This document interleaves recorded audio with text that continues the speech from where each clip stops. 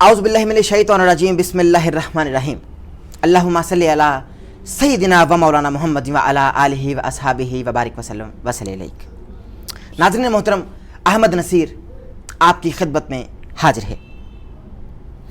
آج ہمارے ساتھ ایک ایسی منفرد شخصیت براجمان ہے کہ جن کے بارے میں جتنا کہا جائے کم ہے، لیکن انہوں نے کبھی اپنے بارے میں خود کچھ کہا ہی نہیں۔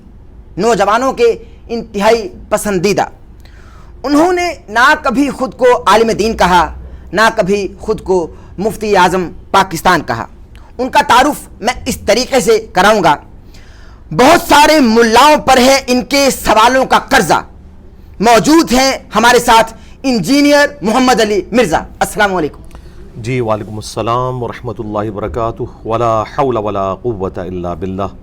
اللہم صلی علی محمد وعلی آل محمد۔ احمد بھائی، اللہ تعالیٰ آپ کے حسن ظن کی لاج رکھے۔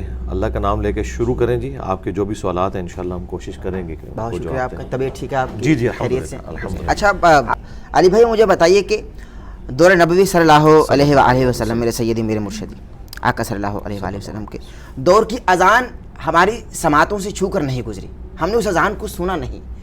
ہم اپنی مساجد میں لاؤڈ اسپیکر سے جو اذان سنتے ہیں وہ اذان صحیح ہے؟ جو اہل تشیع و مکتبہ فکر کی جانب سے اذانیں دی جاتی ہیں وہ اذان صحیح ہے؟ اہل تشیع نے جو چیزیں بیچ میں کچھ ایڈ کر لی ہیں نا، یہ کچھ عرصہ پہلے ہی انہوں نے ایڈ کی ہیں۔ اذان وہی ہے جو اہل سنت کے ہاں دی جاتی ہے۔ اس میں جو الفاظ ہیں نا، حی علی خیر العمل، اس طرح کی کچھ روایتیں اہل سنت کے ہاں بھی پائی جاتی ہیں، لیکن وہ اس طریقے سے مضبوط روایتیں نہیں ہیں۔ جو مضبوط روایت ہے ابو داؤد کے اندر اور سنن نسائی کے اندر، نبی الاسلام نے اذان خود تعلیم فرمائی ہے صحابہ کرام کو، اور اس میں مسلم شریف میں بھی کچھ حصہ اس کا موجود ہے۔ ایون یہ جو پبلک کے اندر ایک مسکنسیپشن ہے کہ یہ الصلاۃ خیر من النوم حضرت عمر نے داخل کیا، یہ ایک بے سند روایت تھی الموطا امام مالک میں، اس کی وجہ سے یہ ایک پبلک کے اندر عام ہو گئی، ورنہ ابو داؤد میں، سنن نسائی میں اور ایون مشکات کے اندر موجود ہے۔ نبی الاسلام فجر کی اذان میں خود یہ تعلیم فرماتے تھے الصلاۃ خیر من النوم، اور باقی وہی الفاظ ہیں جو عام اہل سنت کے ہاں اذان دی جاتی ہے۔ البتہ اقامت جو ہے وہ اکیری ہوگی، جس طرح اہل حدیث دیتے ہیں، اور مکہ اور مدینہ میں اکیری اقامت کہی جاتی ہے، کیونکہ بخاری میں حدیث ہے کہ نبی الاسلام اذان کے کلمات دوہرے اور اقامت کے اکیرے تعلیم فرماتے تھے۔ البتہ ایک حدیث ہے صحیح مسلم کے اندر اور ابو داؤد کے اندر تو بڑی تفصیل کے ساتھ ہے، اذان ترجیح، یعنی جس میں آپ اشہد ان لا الہ الا اللہ 4 دفعہ کہتے ہیں اور اشہد ان محمد رسول اللہ 4 دفعہ کہتے ہیں۔ اس اذان کی جب اقامت ہوگی نا، تو چونکہ وہ 4 گنا ہو چکے ہیں تو اس کی اقامت ڈبل ہوگی، جس طرح حنفی دیتے ہیں۔ حنفیوں کی جو اقامت ہے نا، یہ اس صورت میں جب آپ اذان میں وہ کلمات 4 دفعہ کہیں۔ تو وہ جو ابو داؤد کے اندر حدیث ہے کہ نبی الاسلام نے اذان کے جو کلمات ہیں وہ 19 مرتبہ اور اقامت کے 17 مرتبہ تعلیم فرمائے، تو 19 اسی وقت پورے ہوتے ہیں جب وہ 4 دفعہ ہو۔ بالکل صحیح۔ تو اس کی اقامت تو اس طریقے سے ہوگی۔ وہ کبھی کبھار اہل حدیث کے ہاں بھی دی جاتی ہے ترجیح والی۔ تو اقامت اور اذان کا جو سلسلہ اہل حدیث کے ہاں چل رہا ہے نا، یہی سنت کے مطابق ہے as far as books are concerned. ہاں اذان تو آلموسٹ سب کی ٹھیک ہے، اور باقی یہ جو آپ کی اسپیکر کے حوالے سے بات ہے نا، اس میں ایڈ کر دوں، یہ اسپیکر کے اندر اذان دینا یہ کوئی اسلام کا حصہ نہیں ہے، یہ زیادہ تر تو لوگوں کے لیے تکلیف کا باعث ہی بنا ہوا ہے۔ اچھا، ہاں، یہ کون سی اسلام کی خدمت ہے کہ آپ کے فجر کی نماز کے اندر 5 نمازی آتے ہیں اور آپ لوگوں کو اذان کی آواز کے ذریعے اتنے بڑے بڑے اسپیکر لگا کے، جو لوگ مساجد کے قریب رہ رہے ہیں نا، یقین کریں وہ صرف مسلمان ہونے کی وجہ سے اذان کا احترام کر رہے ہیں، ادروائز جتنی مشکل ان کی زندگی ہے، اور اگر خدا نخواستہ وہاں کوئی مریض ہو، اس کے لیے بڑی تکلیف دہ چیز ہو جاتی ہے اس حوالے سے۔ تو یہ کوئی سنت نہیں ہے اس طریقے سے۔ یہ تو ایسے ہی ہے کہ نبی الاسلام کے مبارک زمانے میں کوئی شخص جا کے لوگوں کے گھر پہ کھڑا ہو کے ان کے کان پہ جا کے اذان دیتا، اس سے زیادہ آواز اس اسپیکر میں آتی ہے۔ تو یہ کیا سنت ہے؟ بس اجمالاً ایک آواز آنی چاہیے۔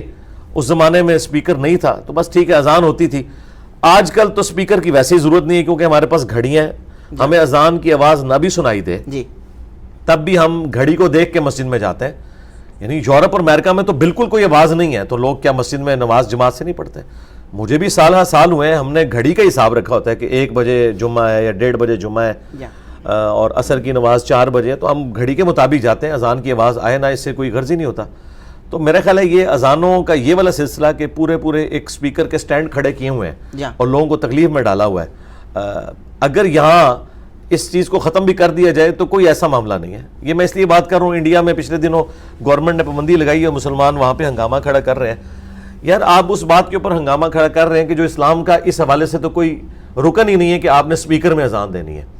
اذان سپیکر کے بغیر ہی دینا سنت ہے, سپیکر میں دے دیں گے جائز ہے. اور اسی طریقے سے مسجد کے اندر بھی اگر سپیکر آپ نے لگانا ہے تو اس صورت میں لگائیں کہ اگر نمازی بہت زیادہ ہیں. یہ نہیں ہے کہ آپ مسجد کے اندر 5 نمازی کھڑے ہیں اور آپ نے سپیکر کے ذریعے پورے محلے میں شبینے کی آواز جا رہی ہے اور لوگوں کو جان بوجھ کے آپ تنگ کر رہے ہیں. کئی مریض بھی ہیں اس میں, اور اگر کوئی آ کے بات کر لے تو آپ ان کے اوپر یعنی توہین مذہب کا الزام لگا دیں. تو میرا خیال ہے جذبات کی بجائے نا عقلاً ان معاملات کو دیکھنا چاہیے. صحیح بخاری میں آتا ہے حضرت عثمان غنی رضی اللہ تعالیٰ عنہ کے دور میں جب مسلمانوں کی آبادی بڑھ گئی اور مسجد میں زیادہ رش ہوتا تھا تو پھر انہوں نے پیرلل میں ایک اذان بازار میں شروع کروائی. سپیکر تو نہیں تھا, جو انہوں نے مسجد میں 2 اذانیں شروع کر دی ہیں, بالکل غلط ہے. اذان پیرلل میں ایک ہوگی, ایک مسجد میں ایک بازار میں, تاکہ ان تک آواز پہنچ جائے. اس کا آج کل ایک ماڈرن طریقہ سپیکر کے ذریعے. اس طرح کی کوئی ضرورت ہے تو وہ آپ ضرور کریں, ادروائز سپیکر کو اس کام کے لیے استعمال کرنا. اور پھر اس میں اللہ کا شکر ہے پاکستان میں تو پابندی لگ گئی ہے اب یہ خطبات کے اوپر, ورنہ تو یہ سٹوریاں, کہانیاں, ایک دوسرے فرقوں کو کافر ڈکلیئر کرنا, یہ کچھ سپیکر کے اندر ہوتا تھا. اب گورنمنٹ نے پابند کیا کہ آپ نے صرف عربی خطبہ دینا ہے, جیسے ہی اردو تقریر شروع ہوتی ہے وہ سپیکر کو آف کر دیتے ہیں. اللہ کا شکر ہے, میں تو بڑا خوش ہوں اس حوالے سے. لوگ تو علی بھائی پہلے ہی آپ کو آڑے ہاتھوں لیتے ہیں, اور الٹا آپ یہ بتا رہے ہیں کہ بھائی یہ اذانیں جو مسلمانوں کے کانوں میں اذان کی فقط ایک آواز آتی ہے, یہ اس اذان پر جائیں نہ جائیں مسجد میں, ایک آواز تو جانے دے بھائی, اللہ کا نام تو جانے دے کان میں, وہ بھی آپ روک رہے ہیں بھائی. جی اس لیے کہ اس میں سے نکالنا کیا ہے, اس کا اگر آپ نے کوئی ایڈوانٹیج لے لیا تو وہ آپ مجھے بتائیں. نام سن کے اللہ سکون کہاں سے ملتا ہے, تو مریضوں کو پوچھیں نا کہ ان کو سکون ملتا ہے کہ نہیں ملتا. جب رمضان کی پوری رات آپ لوگ شبینے چلاتے ہیں, ربیع الاول کی 12 راتوں میں آپ نے ڈیک کے اوپر قوالیاں اور نعتیں لگائی ہوتی ہیں, تو یہ اس تکلیف کا میں نے کہا وہ اظہار نہیں نہ کرتے, صرف آپ سے ڈرتے ہیں نا. تو وہ تکلیف تو وہ کاٹ رہے ہیں. 4 بندے جوش کے اندر کہتے ہیں کہ ہمیں مزہ آ رہا ہے, اس طرح تو مزہ ڈیفائن نہیں نہ ہوتا. مزہ تو تب ہے کہ جب آ رہا ہو واقعی.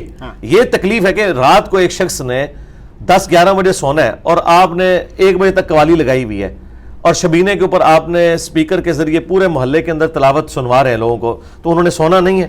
آپ اس کام کا ان کو پابند کر رہے ہیں کہ جو زیادہ سے زیادہ ایک نفلی چیز ہے, اور وہ بھی آپ کے لیے کہ جو سن رہے ہیں. محلے والوں کا کیا قصور ہے کہ آپ ان کو سنا رہے ہیں. اور یہ میں جو بات کر رہا ہوں نا, یہ اللہ کا شکر ہے, یہ آپ تو کراچی سے ہیں, کراچی میں جو باپا جانی ہے الیاس قادری صاحب, باقاعدہ انہوں نے ویڈیو میں کہا ہے کہ یہ غلط ہے, ایسا نہیں ہونا چاہیے. انہوں نے خود مانا ہے. بہت کم بھی ہو گئے نا وہ تو لاؤڈ اسپیکر سے. ہاں جی, پہلے بہت زیادہ تھے تو کم ہو گئے. بہت شکریہ, آپ نے قیمتی وقت عنایت فرمایا. بہت مہربانی, اللہ سلامت رکھے آپ کو. ناظرین محترم, اسی کے ساتھ اپنے میزبان احمد نذیر کو اجازت دیجیے. ہمارے چینل کو سبسکرائب کر لیجیے, بیل آئیکن کے بٹن کو پریس کرنا ہر نہ بھولیں تاکہ آپ آنے والے لیٹسٹ اپڈیٹ سے محظوظ ہو سکیں. اجازت دیجیے, اللہ حافظ.